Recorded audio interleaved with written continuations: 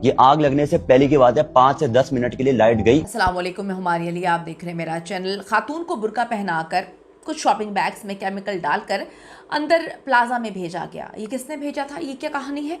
मौका मिलने के बावजूद कुछ लोग बड़े रिलैक्स होकर अंदर बैठे रहे, वो बाहर क्यों नहीं आए, उनको क्या बताया गया था, वहाँ की क्या कहानी है? सीसीटीवी फुटेजेस ने कुछ नया जो है पेंडोरा बॉक्स इस वक्त खोला है। पहले बिजली बंद की गई। बिजली किसने बंद की, ये भी सबूत सामने आ गए हैं कि जी बिजली प्लाजा की बंद की गई। क्यों बंद की गई? क्या बिजली बंद करके किया जा रहा था? आग लगने का इंतज़ाम किया गया क्या? दरवाजे बंद किए गए क्या? या कुछ और प्लानिंग थी? ऐसे ऐनी शाहिदीन जो वहाँ पर मौजूद थे, उन्होंने एक नई जो है कहानी सामने रखी है, एक नया पेंडोरा बॉक्स खोला है, एक ऐसी चीज़ दुनिया के सामने हाईलाइट की है जिसको ये लोग झुटला नहीं सकते हैं। कुछ ऐनी शाहिदीन जिन्होंने अंदरूनी कहानी बयान की है, जो मौके पर मौजूद थे और बेवकूफ़ नहीं हैं लोग।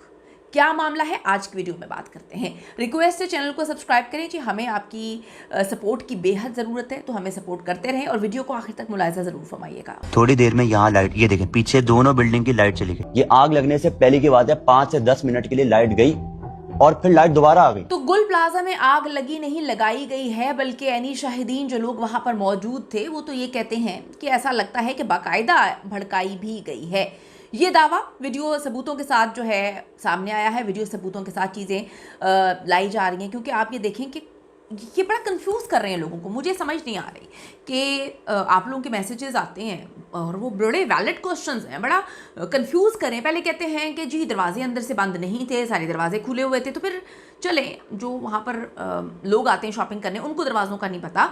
जो अंदर दुकानदार बेचारे जलकर जो है उनकी हालत जो है बड़ी गैर हो गई थी और बेचारे इस दुनिया से चले गए हैं जलकर, वो क्या नहीं जानते थे कि दरवाजे कहाँ पर हैं? वो भी दरवाज़ों तक नहीं पहुँच पाए, दरवाजे बंद थे। ये बात बार बताई जा रही है बात, लेकिन कुछ लोग तो अटल हैं कि दरवाजे तो सारे खुले हुए थे।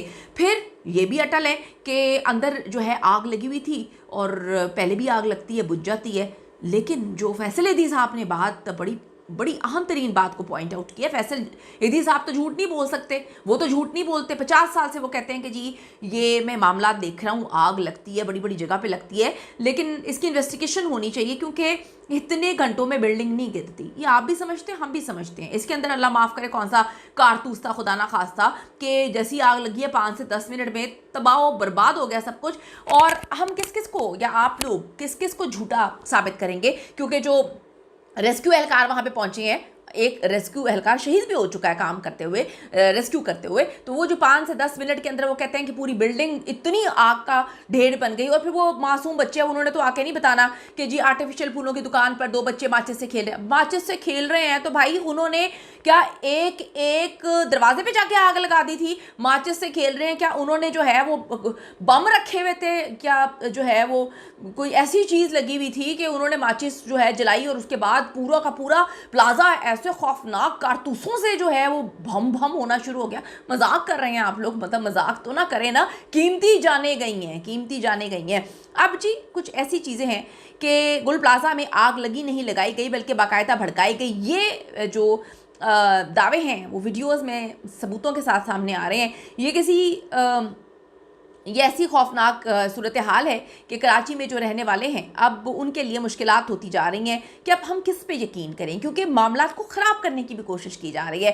पूरी हुकूमत और इंतज़ामिया इसी बात पर फोकस कर रही है कि जल्दी से शॉप्स जो हैं वो जल्द अज जल्द बनाई जाएं। और फिर इस पर कोई बात नहीं कर रहा कि 100 के करीब जो अफराद हैं उनकी तो लाशें तक नहीं मिली। उनकी लाशें कहाँ गई?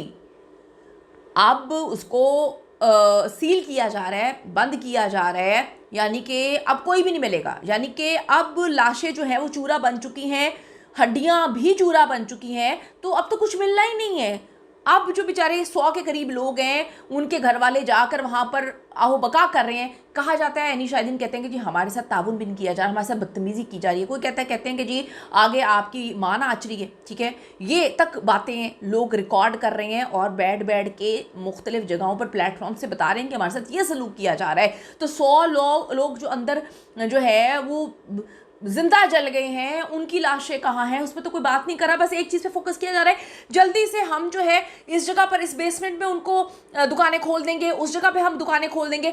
भाई जो लोग मर गए हैं वो कहाँ हैं, उनके लवाहिकीन को तो कुछ कहो ना। तुम्हें इसकी पड़ गई है कि हम दुकानें खोल देंगे, हम ये कर देंगे। कोई 5 करोड़ दे रहा है, कोई 10 लाख दे रहा है, कोई कुछ दे रहा है। जो मर गए हैं, कैसे मरे हैं, किस तरह आग लगी है, इस पर फोकस क्यों नहीं है। ऐसी बुरी तरह जलाया गया कि जो उनकी आप देखें डेड बॉडीज तक गायब हो चुकी हैं। खौफनाक देखें ये अलमिया है। आखिर ऐसी कौन सी आग लग गई थी कि एक शॉपिंग प्लाजा 150 से 200 अफराद बाहर ही नहीं निकल सके। यहाँ देखें कि यही वजह है कि सोशल मीडिया पे आग लगाने का मुकम्मल जो वजूहात हैं उस पर बात हो रही है, लोग उस पर बात कर रहे हैं, लोग उस पर फोकस कर रहे हैं, क्योंकि लोगों के लिए भी ये मैटर नहीं करता कि वहाँ पे दुकानें गर्क हो गई हैं, ये दुकानें तबाह हो गई हैं, दुकानें खड़ी कर दी हैं। लोग कहते हैं कि जी कहीं पर भी इस तरह की आग लगाई जा सकती है, लग जाएगी, मुकम्मल तौर पर चीज़ें तबाह हो जाएंगी, उसके ऊपर बात करते हैं। अगर आप किसी भी खातून को, अब ये ऐनी शाहिदीन या सोशल मीडिया पे जो दुखी हैं, जिनकी फैमिलीज चली गई हैं, वो ये कहानियाँ लिख रहे हैं कि अगर आप किसी भी खातून को बुर्का पहनाकर सुबह को किसी प्लाजा में एक शॉपर में, यानी कि शॉपिंग बैग में केमिकल के साथ भेज दें तो शॉपिंग बैग की तरह वो चीज़ हो, हर 2-2 मिनट में हर शॉप पर लगाए गए बर्तन चेक करने के बहाने वो कुछ डाल दे, फूल चेक करने के बहाने जो है चंद पैसे देकर कुछ देर में भी वो कहती हैं जी ये काम करवाए जा सकते हैं। अब ये कुछ लोग सोशल मीडिया पे लिख रहे हैं। और 1200 दुकानों की लाइट भी बंद हो, कैसे बंद हो गई? क्या इतने बड़े प्लाजा में किसी भी शॉप पे जनरेटर नहीं था, यूपीएस नहीं था? 90% ऑपरेशन मुकम्मल कर लिया गया। जो हड्डियां मिली हैं वो पकड़ते चूरा बन रही हैं। उसका कहाँ डीएनए होना है, वो कैसे पता चलेगा किसकी है, वो चूरा किसका है? कई लोगों की तो हड्डियां भी नहीं हैं, वो भी राख बन चुकी हैं। अगर इतनी प्लानिंग से लगाई गई थी ये आग कि जब तक मुकम्मल प्लाजा जलकर खाकिस्तर नहीं हो गया, राख नहीं हो गया, आग बुझती नहीं है। क्या बात है, मतलब अंदर कौन सी ऐसी चीज़ थी कि आग बुझने का नाम ही नहीं ले रही थी? अंदर से जिन लोगों ने अपने प्यारों को कॉल्स की, सबने यही कहा कि ऐसा धुआं है कि सांस सूख रहा है, आंखें बंद हो रही हैं। ना तो बाहर के लोगों के पास गेड़ तोड़ने के आलात हैं, ना अंदर किसी के पास कोई हथौड़ा है, चाबियां भी नहीं है। यहाँ पे करता धरता बोलते हैं, सारे के सारे दरवाजे तो खुले हुए थे। हम तो अंदर बैठ के जो है आग बुझाने की कोशिश करते। भाई जब तुम आग बुझाने की कोशिश कर रहे थे तो तुम अनाउंसमेंट करवा देते कि दरवाजे खोल दो सारे। आप ये अनाउंसमेंट करवा देते कि दरवाजे खोल दो सारे। गेट कट नहीं सकते थे, ताले हथौड़े से सिर्फ तोड़े जा सकते थे। आप अंदाज़ा कर सकते हैं कि अंदर मौजूद लोगों को हकीकत जानते वो लोग थे कि उनको तो उनका क्या हाल होगा, आप खुद सोचें। गुल प्लाजा में क्लियरेंस ऑपरेशन के दौरान एक अहम इंकशाफ भी सामने आया, जिसके मुताबिक इमारत की बेसमेंट में आने और जाने वाले रास्ते बंद थे, उन पर बड़े बड़े ताले लगे हुए थे। वीडियो में वाज़ेह तौर पर देखा जा सकता है कि बेसमेंट में मौजूद दरवाजे बंद थे और उन पर ताले लगे हुए हैं। इब्तिदाई तहकीकात के मुताबिक आग गुल प्लाजा की बेसमेंट में लगी, जहाँ रसाई महदूद होने के बायस सूरत हाल मजीद संगीन हो गई।